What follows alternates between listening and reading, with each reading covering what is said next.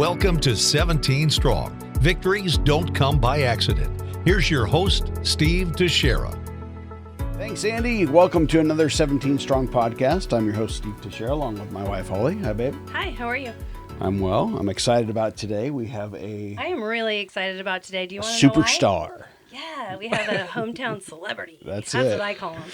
But I'm excited that we're not talking about cancer today. I know. Isn't that exciting? It's refreshing. And so we're going to kind of take the approach of what attitude is everything, right? That's right. That's right. And we are excited to have with us Patrick Laird. Thank you guys for having me. Yes. Thank you. Yeah. You were with the Miami Dolphins. Currently, yes. That is going incredible. Into my third season with them. Wow. Congratulations. Thanks. So you've got quite the story because if I'm not mistaken, you were a walk-on at Cal, correct? Walk-on at Cal, undrafted in the NFL, so kind of did the walk-on thing twice, basically. Wow. So you have, Let's back up. Let's back up and go to little Patrick. How about that? I want to know about his family first. How about that? I want to know about football. I know. You want to get into that first? No, it's all right. Oh, okay. I want to know tell me about you as, like you grew up here, Yeah. and I know you have a pretty big family. Yeah, so grew up on Central Coast,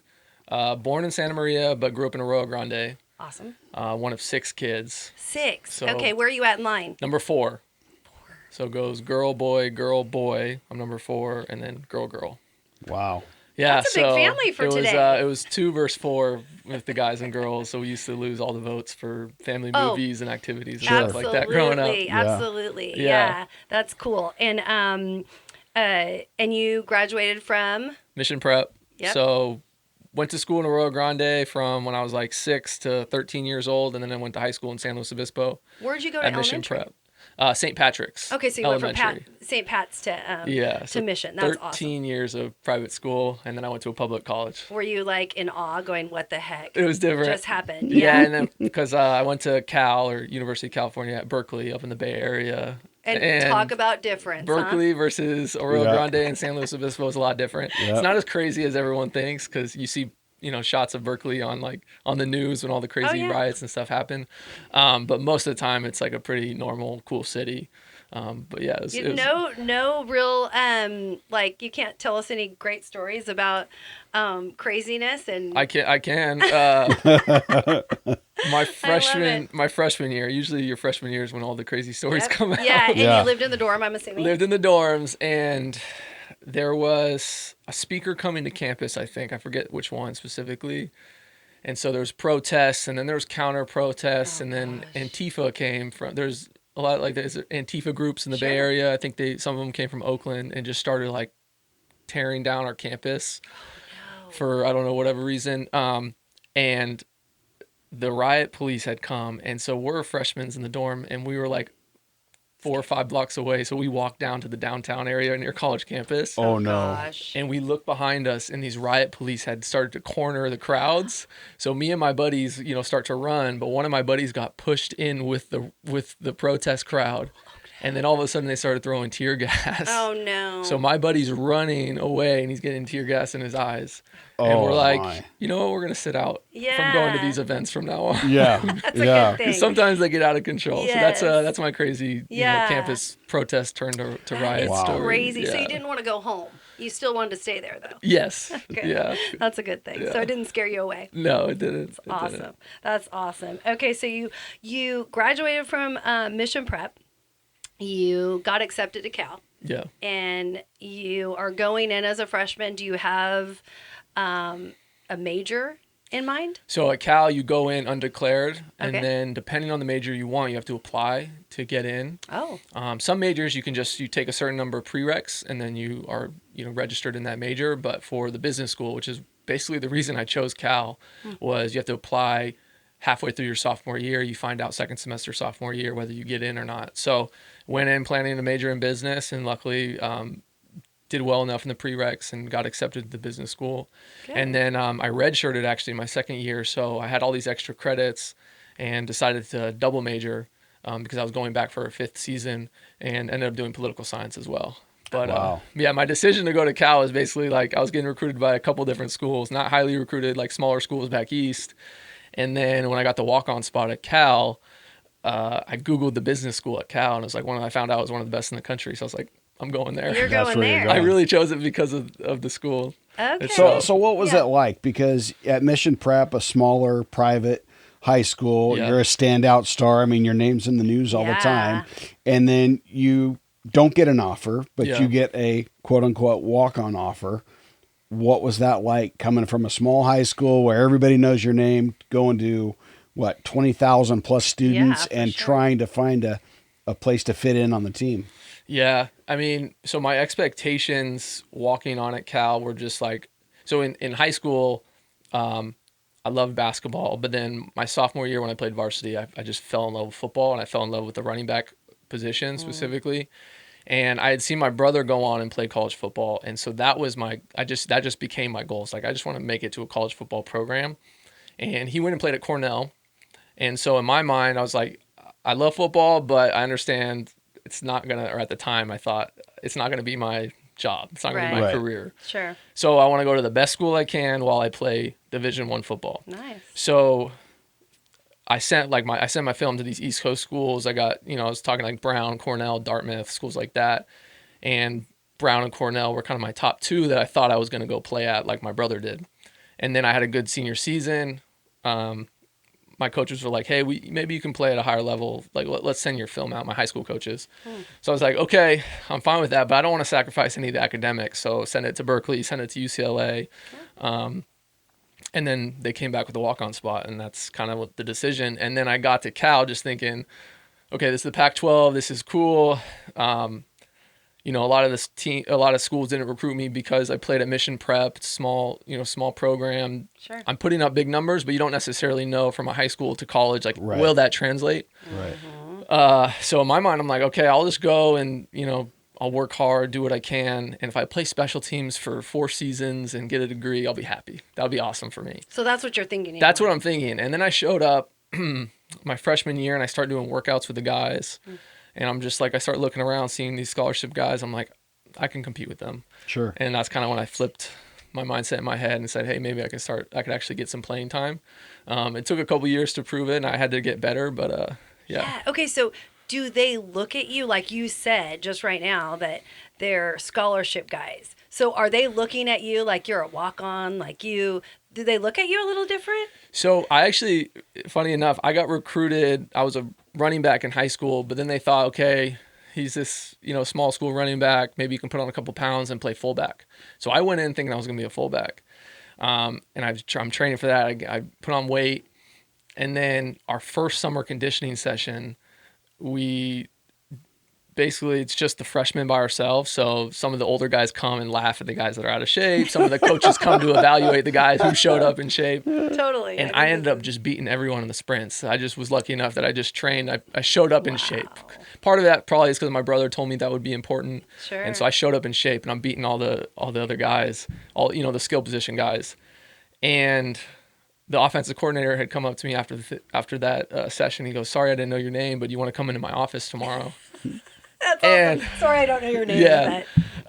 There's a funny story with that. I could also tell why he said that. But so I go into his office the next day. He has my highlight video up on the projector. And he's like, hey, step into my office. And I sit down, right when I sit down, he goes, do you want to play running back for us instead of fullback? And I said, yes. Yes. That's what I want. Where do I sign? Yeah. But with the walk-on thing, that's part of it is like the coaches spend all this time recruiting. And that's how you build your programs. You want to get your recruits in there. Sure. And so they're invested in a way in those guys. They want them to pan out. And then sometimes the walk-ons, depending on the program, like when I went to Cal, the walk-ons became a big part of the program because they realized they can get more talent into the program. And so they definitely gave us probably more of a shot than other programs do. But it's still like they have an investment in that kid that they gave a scholarship to for 4 years. And so if a walk-on comes in, it could be subconscious with the coach. They want their guy that they chose to pan out, basically. Of course they do. Right. Yeah, So I came in, there was 4 running backs in my class that came in. 3 were scholarship, and I was the one walk-on. And then so what's the relationship between that? Like, how does that work? I'm cool with them, but Were they cool with you? everyone has a different story and all that. No, I'm cool with them. But yeah, just what happened was I think some people thought like, okay, you're a walk-on, you didn't get, maybe they didn't evaluate you fair enough at the beginning, but the truth is like, I wasn't as good as them when I first showed up on campus, but when I left campus, I think I became a better all-around football player, and then now I'm lucky enough to still be playing. Yeah. And where are they at? Are they playing NFL? They're not playing football anymore. Oh gosh. Which is it's kind of a crazy thing. Like funny. there's 3 scholarship guys and 1 walk-on, and the walk-on ends up being the one that's still playing football today. So yeah, it was. But the truth is, like when I showed up, I wasn't as good as them. But when I left, I think I became a better football player because I got a little bit better each year. Sure. And do you think that had to do with coaching? Do you think that had to do with your drive to know what you had to do to get better? What do you think? Do you think it had a lot to do with everything? I think there's a lot of it. I think maybe part of it was the way I was raised by my parents. Sure. Having my older brother to look up to, like I just saw the growth he made in high school and in college, just how hard he worked out, he lifted. I saw these examples of what happens when you just put in that constant effort. Yeah. And then I think like when I showed up at Cal, my thought was, okay, I'm going to work hard in football, but school is like my main focus. Right. Whereas a lot of my teammates showed up and they say, I'm going to the NFL. Right. Right. That's a good mindset. You see that a lot in the higher level sports. Yeah. And so I think if you have the idea, like I'm showing up to Cal and like a lot of guys from Cal go to the NFL, like I'm just going to be another one of those guys. I think some people just stay the same. They don't realize like once you get to college, now you have to take another step. Right. And I'm lucky that I have like passion for the game and I love like the process of just becoming a better running back. And so I just did that through my 4 or 5 years there. And so, ended up just developing to a better and better football player. Whereas I feel like some guys go, hey, I made it to D1.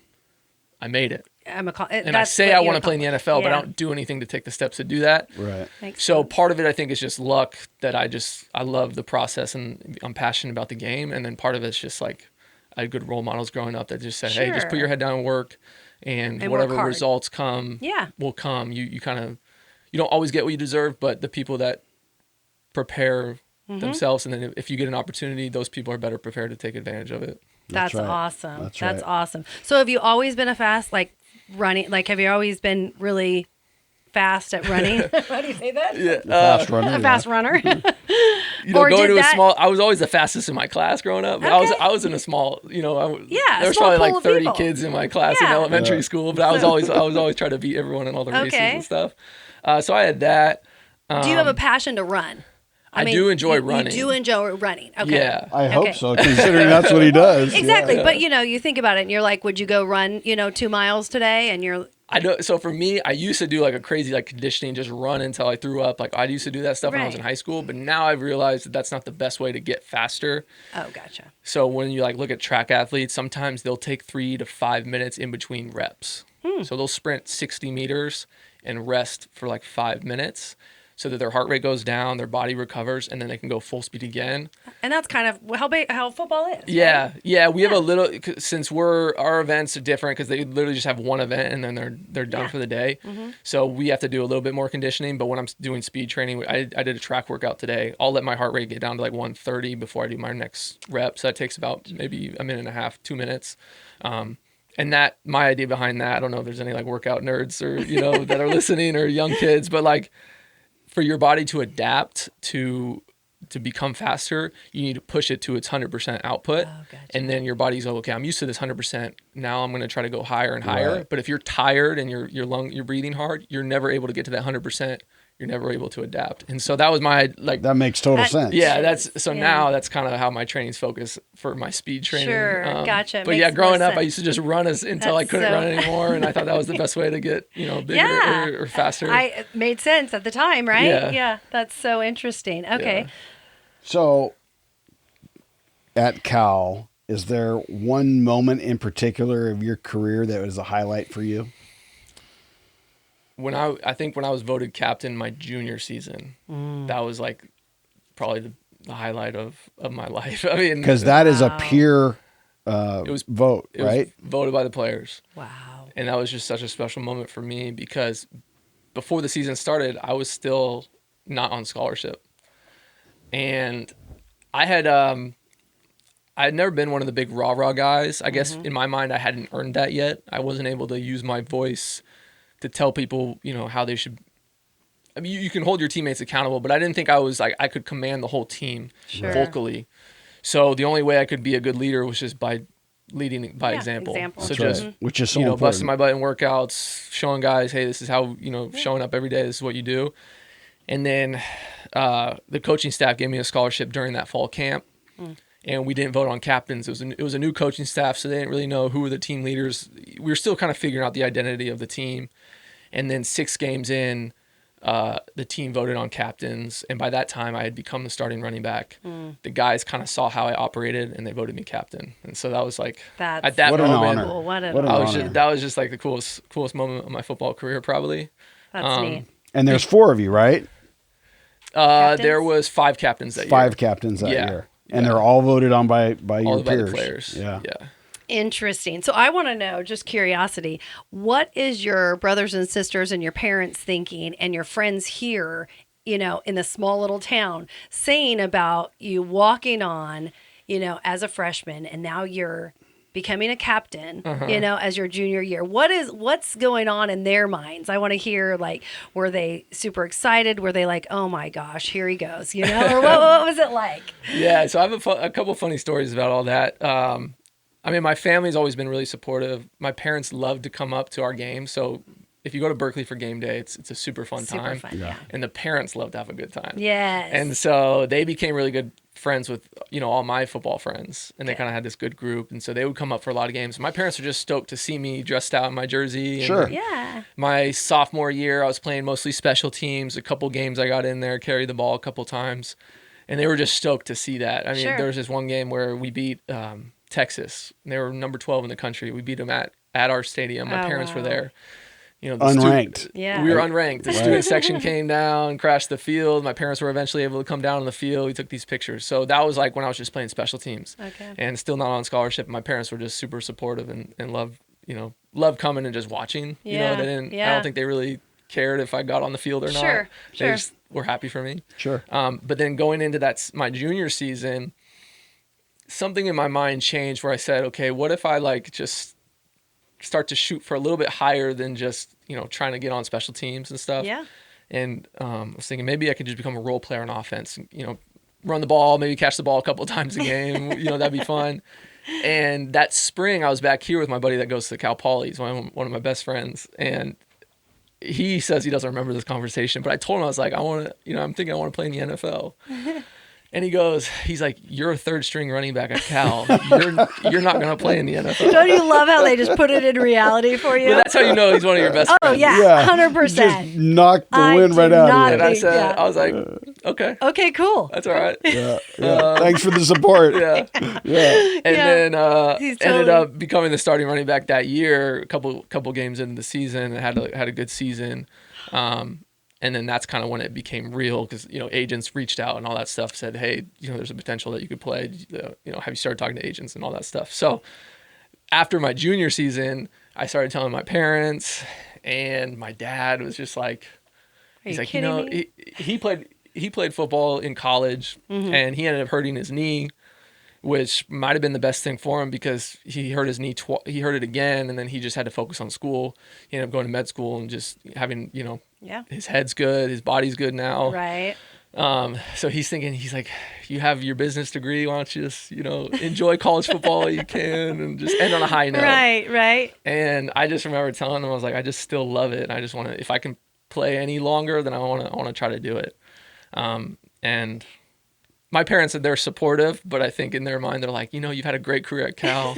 Just go get a job. Go get a job and your body will feel good again. Yeah.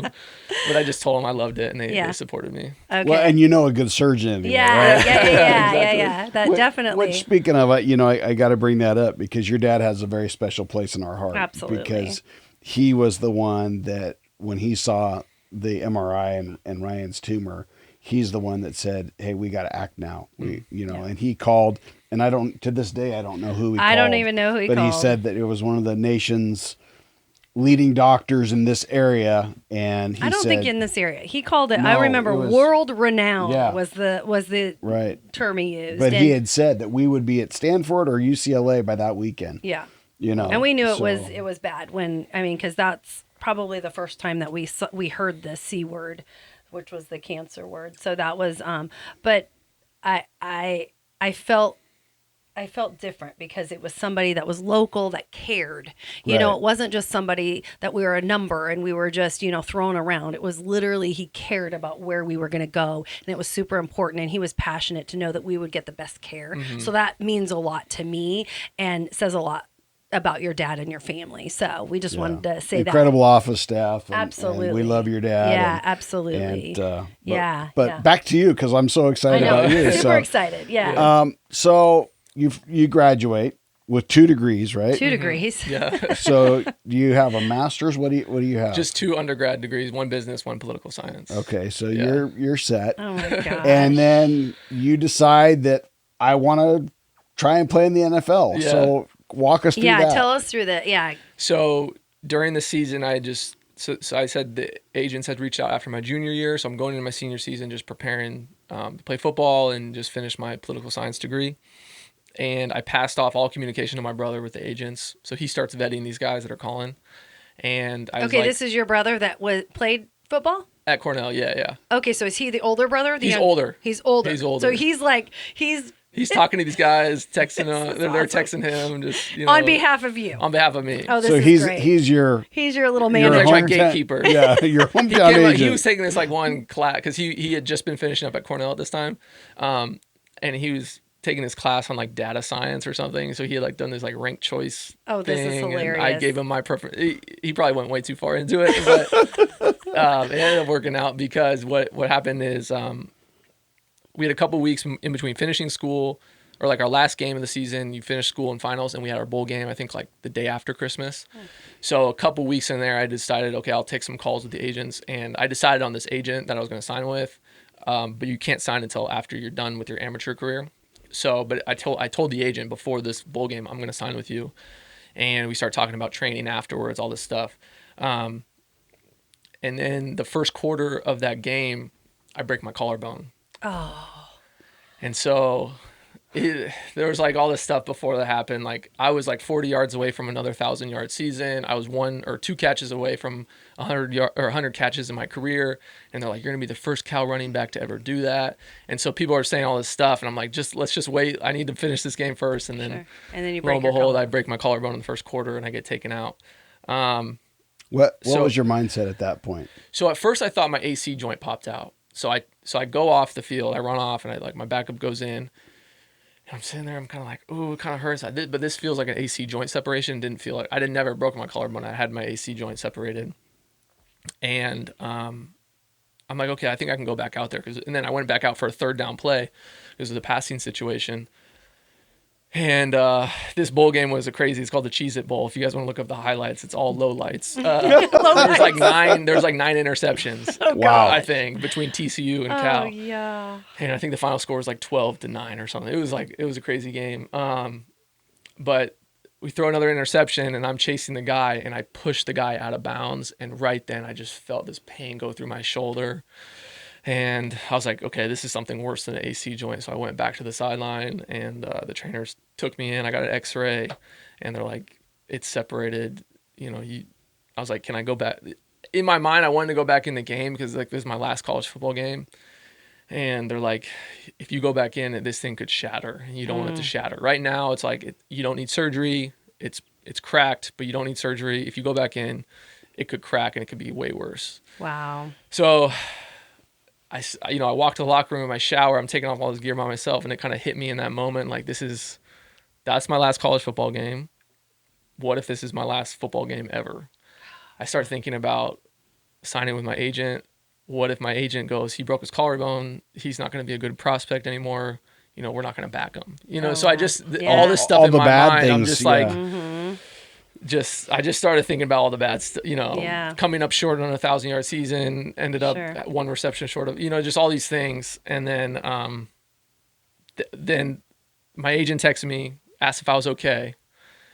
And I was like, are we still good? He goes, oh yeah, we're going to back you 100%. So that kind of gave me a little bit of relief. And I said, okay, I'm going to still do this thing. So still had to like follow up with the doctors and all that stuff at Cal. But I remember New Year's, I was with my family because training was going to start like the first week of January. Mm-hmm. And I was enjoying like my last, little weekend with my family and my dad. My mom kind of had that conversation with me again, like, hey, this is it'll be tough because, teams are going to look at you. You got hurt. You probably won't be able to do everything at your pro day that you want to do. Right. Like, you're going to be recovering for the next few months. But I was like, I'm dead set on doing it. And luckily the agent stuck with me, paid for training. I went up to Seattle to train for a few months. And then I didn't get invited to the combine. So all I had to do was prepare for a pro day. So for people that don't know, like the combine invites like 250 prospects from college football. NFL coaches and teams are all there, looking at the guys. They do all these tests. And then after that, team or colleges will host a pro day, what they call it, where professional teams can come in and watch. But, if you're not a big prospect, sometimes coaches don't come and see you. But luckily it was me and a couple other guys on our team were being looked at. So we had a good amount of, NFL teams there. So really that's a benefit because you got to bypass the combine. Yeah, just train for my pro day knowing that's all I had to focus on. I didn't do the bench press just because my shoulder didn't have enough time to heal. So really I just did like the on the field stuff, which I think is what they care about anyways. And and then going into the draft, I didn't know like where I stacked up. I knew I wasn't going to be like a first or second day guy. It was 3 days of the draft. So the third day is rounds 4 through 7. I said, hey, maybe I'll be like a 6th or 7th round pick. But, you never know with those things. But the Miami Dolphins had reached out before the draft to my agent saying, hey, we're interested in Patrick. And, they just started talking to us basically. And then my agent was like, I really like this situation with the Dolphins. They have a new coaching staff.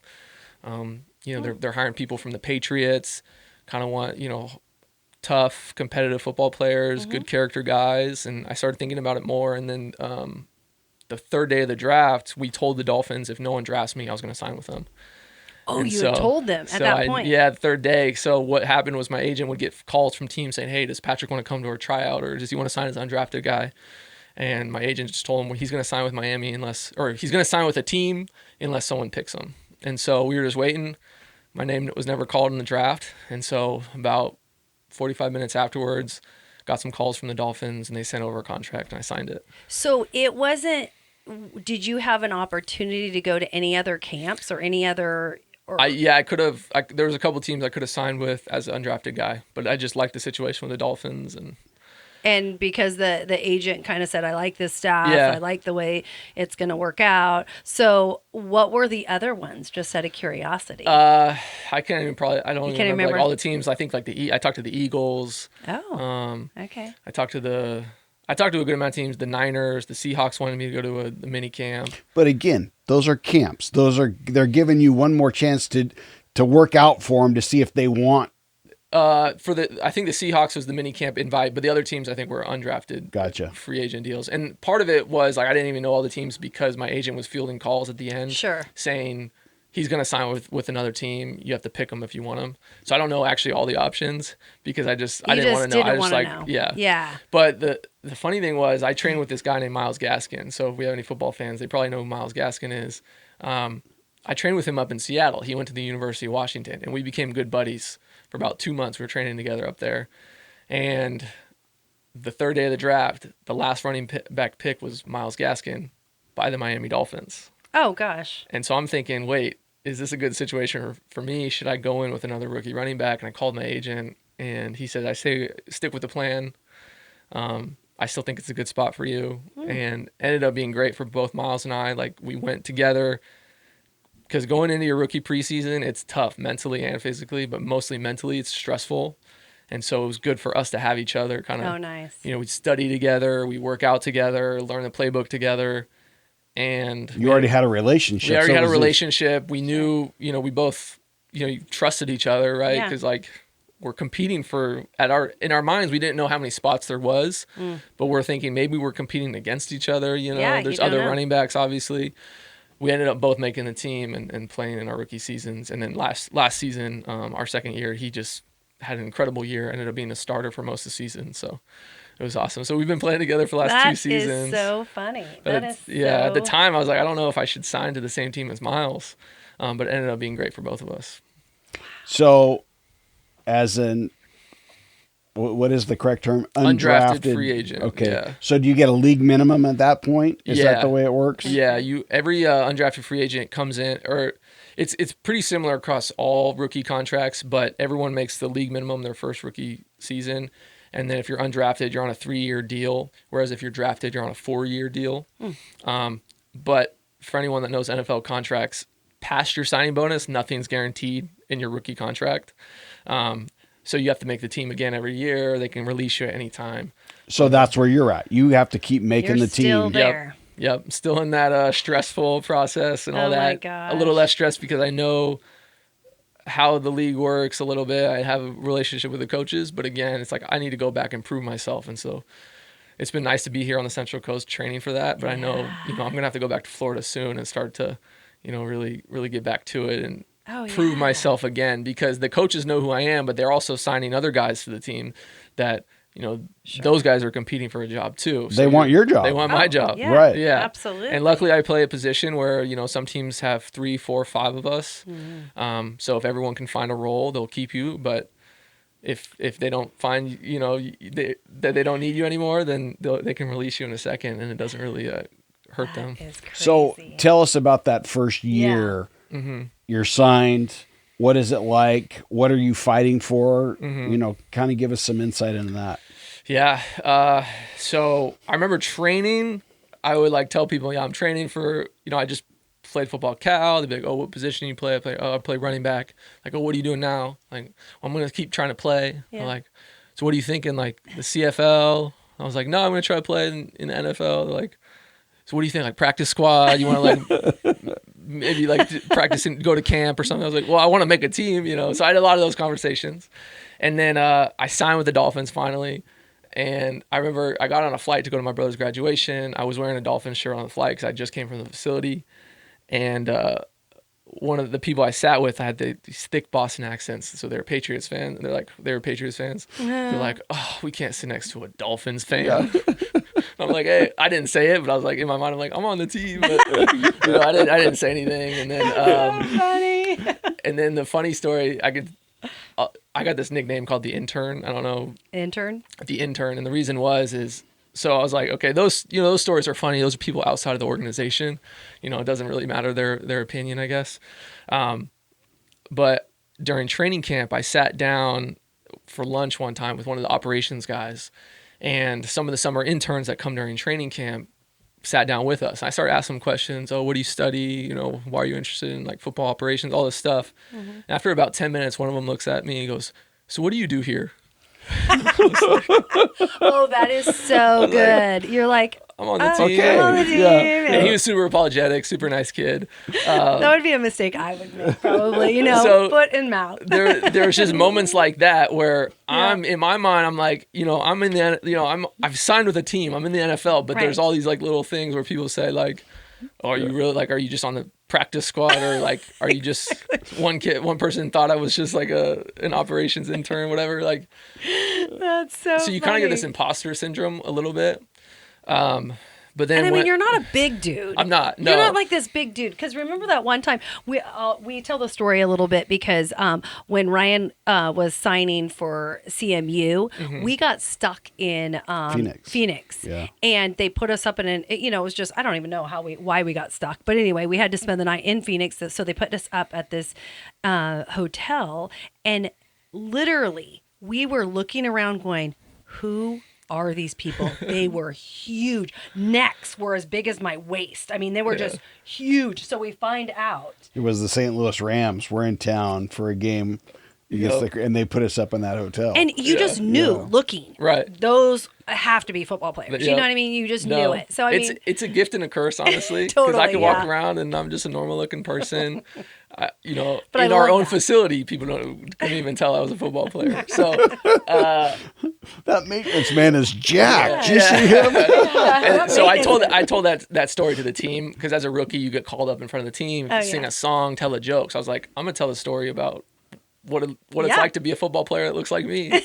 And so I told a couple of those stories about people confusing me for whatever. And then I told that final one about the intern thinking that I wasn't a football player.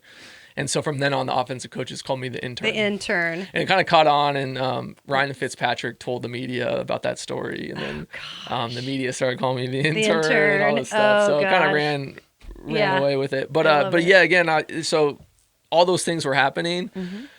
And I'm going into in these preseason games, and you know, I'd made some plays in practice, but you don't really know what it's really like until the bullets are flying. That's what they say. And so, in first couple plays I got in, I had like a big explosive run, and then I scored a touchdown in like I think the second or the third preseason game. So like I started to feel like, okay, like I made these plays in college.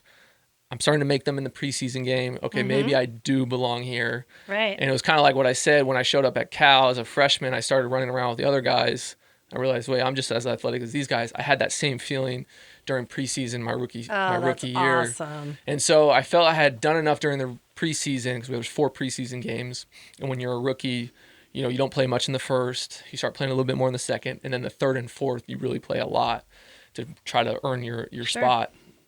And then going in like the last preseason game, I made a couple more plays. We were playing at the Saints stadium, and I just felt like when I walked off the field, I was like, okay, if the Dolphins don't want me, there's some team out there that's seen enough of my film during preseason to say, hey, let's give this guy a shot. You left it on the field. I left it. I said, those are my 4 preseason games. I think I put enough film out there. I love the Dolphins. If they want to keep me, that'd be great. But I think if they don't, I think there's going to be another team out there. And then luckily the Dolphins kept me, and I've been there the last 2 seasons. Yeah, that's amazing. And so you've done a little bit of special teams. Yep. And you've done running back. Yeah. And you scored your first touchdown, 2 seasons ago? What was that like? That was incredible. Did you keep the ball? I kept the ball. Yeah, it's at my parents' house. Oh, awesome. That was that just experience right there was it was a little bit of validation, I guess. Because like there's the people that doubt that you can make it to the NFL. Oh, yeah. And then you make it and like, oh, he's just playing special teams. And then it's like, oh, he got 1 or 2 carries, against in this game. You know what I mean? So people always just switch it. But like if you score a touchdown, I don't think anyone can take that away from you. Yeah, they can't take it away. That's in the books forever. It's in the books, and I scored it against the Eagles, and it was a close game. It was a touchdown. It took us ahead. Oh. And then funny enough, we went for 2, and Fitz just threw me the ball. I scored the 2-point conversion. And so like I felt like I contributed to a win Sure. with the team. And so it was on my girlfriend's birthday, and her and her family were out there. There you go. So it was special all the way around. And I tried to make it so we didn't celebrate my touchdown after the game. We celebrated her birthday for the rest of the night. Yeah, Good for you. It was special for that is very for special. both of us. It was a good special. day. So yeah, that was awesome, and it's kind of hard to explain the feeling. Oh, Would you say It that's was your so highlight fun. thus far of your career, or is there something else that's been even better? I think this past season, because we won a lot more games. My rookie season, I think it was the 8th game of the season when we won our first game. I think we were 0-7, and then our first game of the season, we played, I think it was against the Jets, I believe. We got our first win. And so the end of the season, we weren't playing meaningful games. So this year, we're 10-6. But going into December, every game we played was either going to hurt or help our chances into the playoffs. Gotcha. And so when you start winning those games in December, it's just, even if I didn't have a big catch or a big run, like if I had one block on special teams that led to like a touchdown or something, I felt that was more important because it was for meaningful football games. So I had a lot more fun this past season than I did. Even though I probably played more at running back my rookie year, I think some of the experience that I had this year with my teammates was more fun. That's awesome. So do you like Miami? Not the team, Miami, the city. The city. I do. I like South Florida. It's different than the Central Coast. Yes. Sticky. Yeah. So when I first showed up out there, I was like, I don't know how anyone lives here. But you get used to the humidity. And then when November and December roll around, you're like, this is the best weather in the world. Oh, yeah. Totally. Yeah. Yeah, The weather in Miami is perfect in the wintertime. Yeah. So I do like the area. It's definitely different than Arroyo Grande or San Luis Obispo, but it's a pretty cool place. A lot of different types of people. Yeah. Pretty spots. Oh, yeah. No hills though, which is weird. Yeah. It I is. like it's all hills. flat. It's all flat. It's very A flat. lot of water. Yeah. A lot of water. Yeah, a lot of water. I know. Yeah, I was kind of curious about like, so, I mean, this whole experience, do you feel like a lot more people are wanting to be your friend, or do you feel like people are like, oh, so he did actually do this? And I'm talking about like, maybe some Mission Prep kids or some Arroyo Grande people, or, I mean, what was that? I mean, have you had any crazy experiences like that? You know what I think is cool about the Central Coast and like growing up in Arroyo Grande and San Luis Obispo, it's so small anyways. And so everyone's just happy. They are. They're all the biggest cheerleaders you got. Yeah. I agree. So that's what I mainly feel. There's like people from college that maybe haven't reached out in a while, want to reach out. Sure. But honestly, it's like, that's for me, I think it's a fine problem to have. If more people want to reach out and say something positive, I'm fine with that. Of course, there's people on social media that love to say negative things. Oh, yeah. Yeah. Oh, yeah. In my mind, it's just like you can just ignore those people. Yeah. Yeah. But I don't really have any crazy stories about people asking for stuff. I definitely had stories from my rookie season. People picked me up on their fantasy teams. Oh. And I disappointed them. And, you disappointed them? Oh yeah, I was a fantasy disappointment. Oh, that's such a bummer. I was like, and they would ask me like, the buy-in was $150 and you owe me $150. I was like, you're the one that played me. I didn't put myself on your team. That's hilarious. So the fantasy football community is funny, and I've become friends with some of the writers. Over the past like 2 years, just to have fun banter with some of those guys. But some of the people that like message me blaming me for their loss, You're like, oh please, that's funny. That's so funny. That's funny. Do you have people that like ask for your autograph, and are they nice about it? Are they mean about it? Do they want to take pictures when you're like in the middle of eating, or what is that? You know what I mean? Stuff like that. I'd say the Dolphins fans are awesome. I mean, so when I walk around, South Florida, Miami, I don't think anyone's. I've had a couple people maybe recognize me, but not, obviously I don't stand. You have a I don't helmet stand on. out. Yeah. But when we travel with the team, when we travel with the team, there's some Dolphins fans that travel to every away game. Obviously not this past season because of COVID, right. But my rookie season, I'd see the same fans in the hotel lobby every time we got on and off the bus, just cheering for us. Oh, that's so cool. And so I like to stop and if I can sign something for those people, and then there'll be.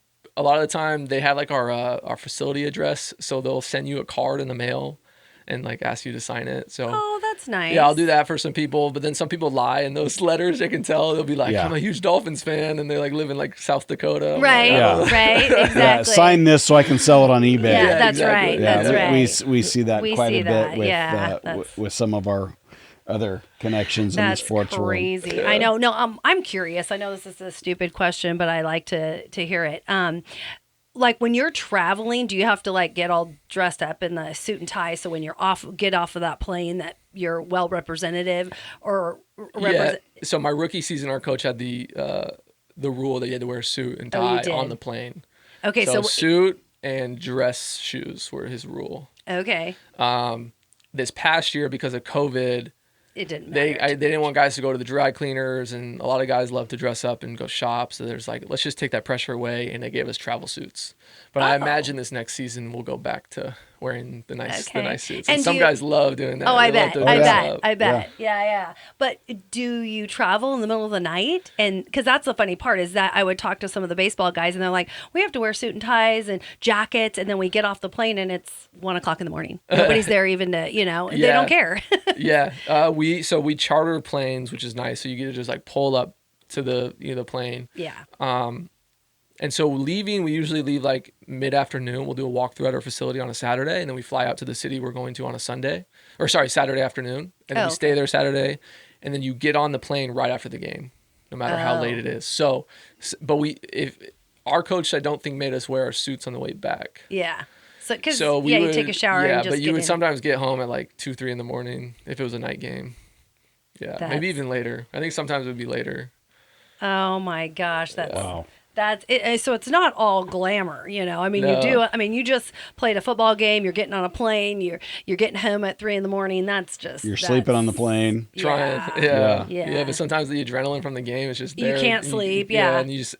they'll give us film. They give us iPads with the film on the game. So sometimes you're just watching the game with your buddies. Like, oh, what should I have done here? And so. Oh, that's kind of good. The plane ride back after a win is actually probably some of the most fun you have in the NFL. I'll bet. That's just guys awesome. hanging out, just talking, Yeah. trading war stories about the game. Yeah. That's Those awesome. are some of the most fun times. Okay, so I have another question. I'm sorry. Who would be somebody that you look up to, that maybe you admire? And it doesn't have to be in the NFL. Just somebody, just in general. I'll start with the NFL because someone just popped in my head. So I'll say Ryan Fitzpatrick. Oh, gotcha. And for football fans, every football fan knows Ryan Fitzpatrick. So my first 2 seasons in the NFL, I was lucky to have him, and he has 7 kids. Yeah. So you can relate because you were one of 6. Yeah, I told him, I was like, I'm one of 6 kids. So I know how your kids feel. Yeah, exactly. And funny enough, I'm closer in age to his oldest son than I am to him. Wow. His oldest son's like 14, I'm 25, and Fitz is 38, 39. We did the math. I'm closer in age to his oldest son, which is funny. Son. That is so funny. But he's like half older brother, half dad, almost. And so there was like moments, this past year where actually I got hurt in training camp and I missed a couple of days of practice and I was feeling really down because I was like, I'm still, going into my second year. I made the team last year, but there's a chance I don't make the team again this year. And I was just trying to earn my spot. And I missed a couple of practices and I was really down. And then Fitz was just probably the best person I could have talked to. And That's so cool. He was right there and for a few and days. encouraging. And he has so many stories about his time in the NFL. I think he's going into his 16th or 17th season. And he's as cool as everyone thinks he is on TV. Because when you see him play, he looks like he's having the most fun. Yeah. Like he really is just having the most fun. That's neat. And so working with him on a day-to-day basis, you just see how cool and genuine of a guy he is. So I look up to the type of teammate he is. I look up to that a lot. Yeah. Sounds like not only the type of player he is, but the man that he is. Yeah. That's awesome. I think that's so neat to see because a lot of people don't see that. We've seen that from being behind the scenes, that a lot of these guys are just good, honest human beings. Yeah. And they are exactly the representation you see on TV is them in life. Yeah. Yep. And it's refreshing. Yeah. It's the real deal, for sure. Yeah, the real deal. Yeah. How much does the crowd play into you during that game?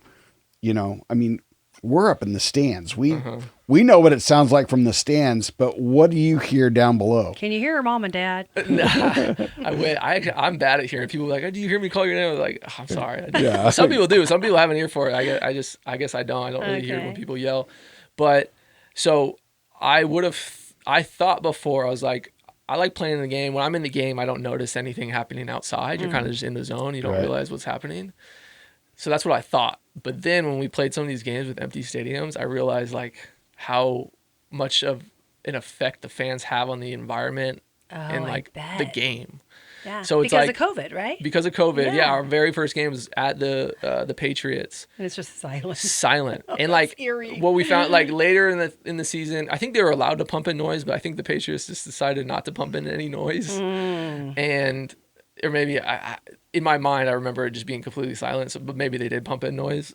But I was just like out on the field. It was just the weirdest thing.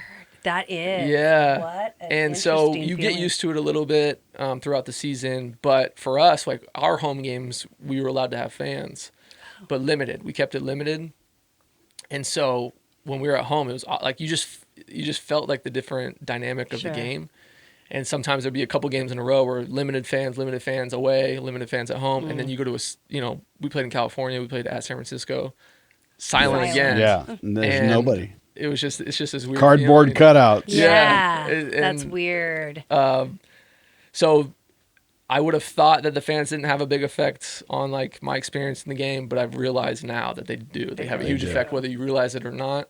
It's just this energy, a big play. You just hear, just people Just cheering, noise. just Yeah. excited, Yeah. and that's a big part of sports that you don't realize growing up. Like, because when you're a kid, you're playing in front of your parents, basically. Yeah. That's who you have a good shot, and you go, "Hey, did my mom and dad see that?" Yeah. And it's always in your back of your mind when you're playing. And all of a sudden, when you're playing in the NFL, it's like all these huge fans that care so much, and then no fans at all. You're like, "Wow, this is like I don't want to say a completely different game, but it's definitely a different feel when you're playing. Sure. Yeah. Sure. So I bet you're really looking forward to this season. Because Yeah. fans are going to be probably there now. So That's what it's looking interesting. like.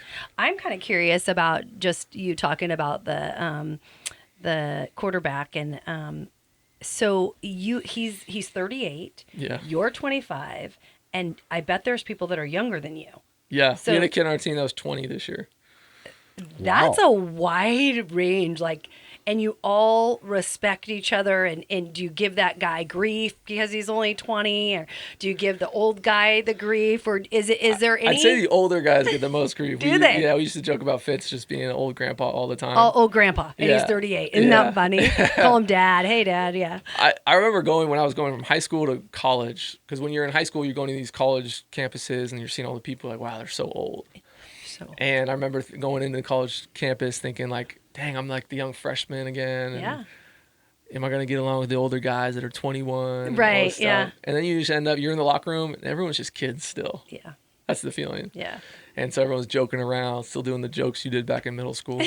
Hopefully a little bit more mature, but Yeah. not all the time. And then, then I'm like going to the NFL. I'm like, what's the NFL locker room like? Yeah.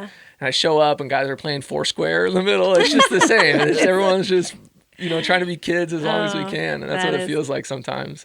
It's obviously, it's a work, it's a grind. Oh, but yeah. at the end of the day, it's just like, I feel like it's a bunch of guys just playing a game, just Yeah. Having fun. trying to have fun. Right. Loving a lot what you of do. Trying to love it. Yeah. A lot of times it's stressful and it's tough. Right. And practice gets hard and monotonous. But you go back in the locker room and guys are just, playing Foursquare Yeah. or, seeing who can throw this like Nerf ball and land into his little cubby on the other side of the locker Sure. room, little stuff like that. Oh, you know, yeah, they still have those little moments. And I'm like, okay, this is still just Yep. the game Fun. that you grew up loving to play. Right. Because it is, at the end of the day, it is a game. Yeah. It's a That's right. game. It's a game. And you're really blessed to be able to be there and be able to play still. Yeah. 25 playing. I feel super lucky. Yes, yeah. Just trying to play as long as I can too. Absolutely. Tell us a little bit. You have your own nonprofit. Yes. Why don't you tell us a little bit about that? Yeah, so it's called Walk On Then Run. It's this name. My girlfriend actually helped me come up with this back in college. So I started it and the idea was like, I'm going into my senior year. I want to play in the NFL, but I had done internships the previous 2 summers. I was like, I'm just going to focus on football, but you can only work out a couple hours a day. Then you don't get any good returns. You're probably just going to hurt your body. So I was like, what am I going to do the rest of my day during the summertime? Like, why don't I do something cool that aligns with, what I'm passionate about, and then use my platform as a Cal football player. And so what I came up with was this summer reading challenge. And the way like the Cal fans related to it is as kind of a joke. For my touchdown celebration, I would open my hands and pretend to read a book.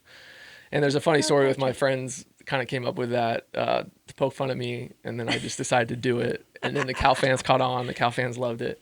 And so they knew me as this kid like that liked to read, like school, but he plays football. And so some of the young kids thought that was cool. So I was like, I'll do the summer reading challenge. Cal Athletics backed it. They're like, all right, if kids complete this summer reading challenge, they'd read 4 to 6 books, journal about each book they read, they get free tickets to the games. Oh, nice. And I was asking for like 1 or 2, and Cal Athletics was like, we'll give away 4 tickets to any kid that wants to finish Wow. your reading challenge. That's so I don't think they amazing. realized how many kids I was going to get to sign up. We ended up having, I think, 3,000 signatures or kids sign up. I think about 1,000 kids showed up to the game. We gave away about 3,000 tickets That's amazing. for my senior, the first game of my senior season.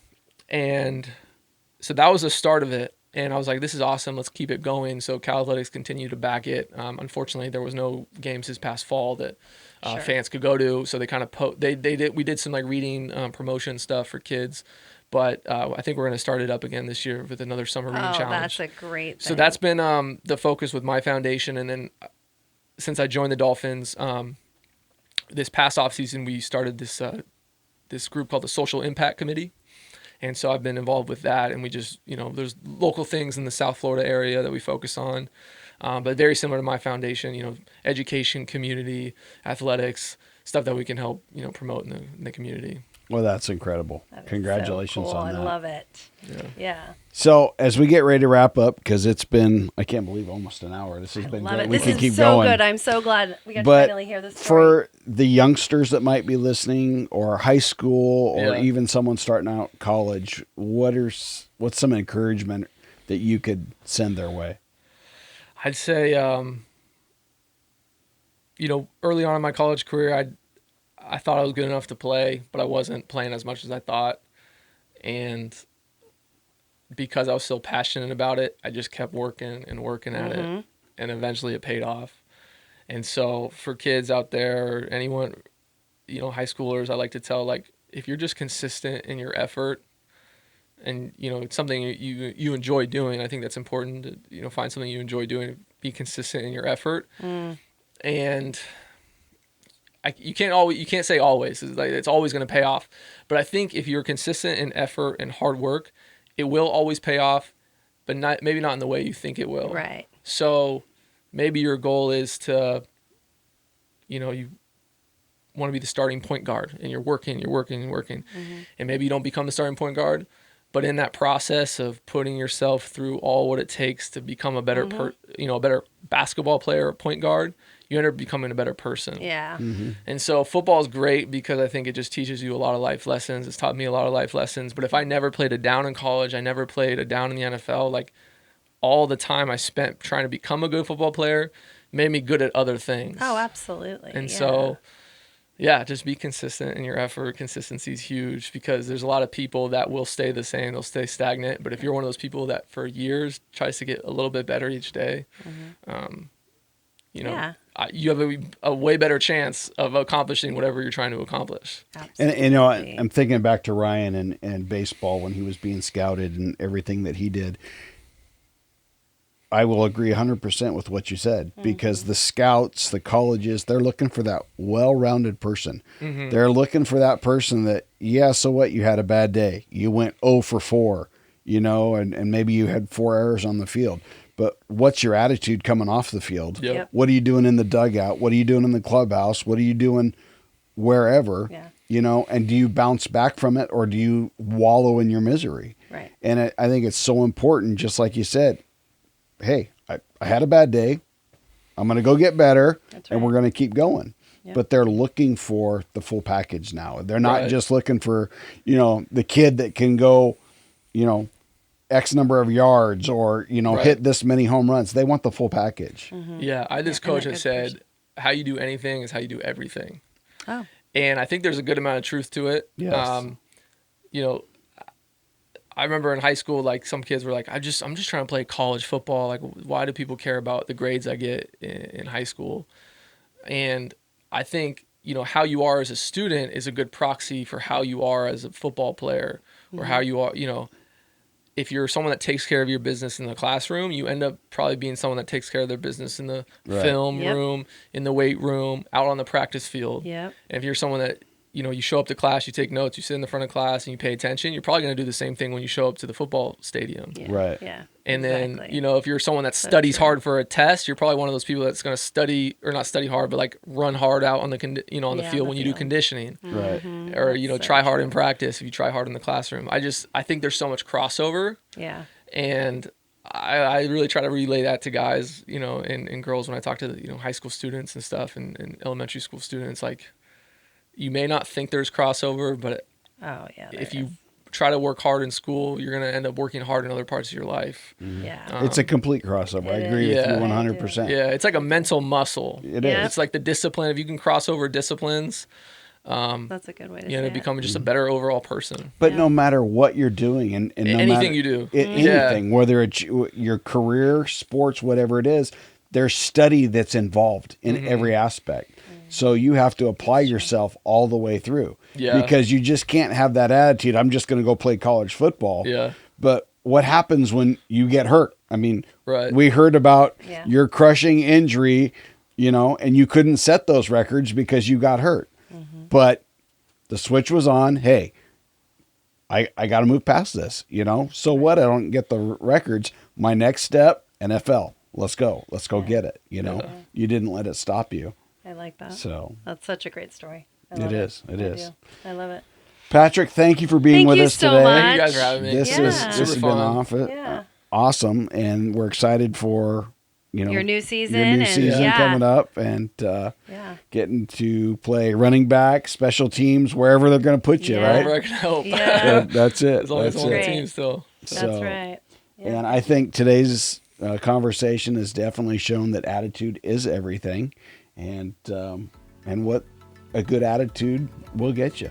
Yeah. So, our thanks again to our engineer, Nate Han. Thank you. And Patrick, thank you. Thank you. Thanks. And remember, Appreciate it. attitude is everything.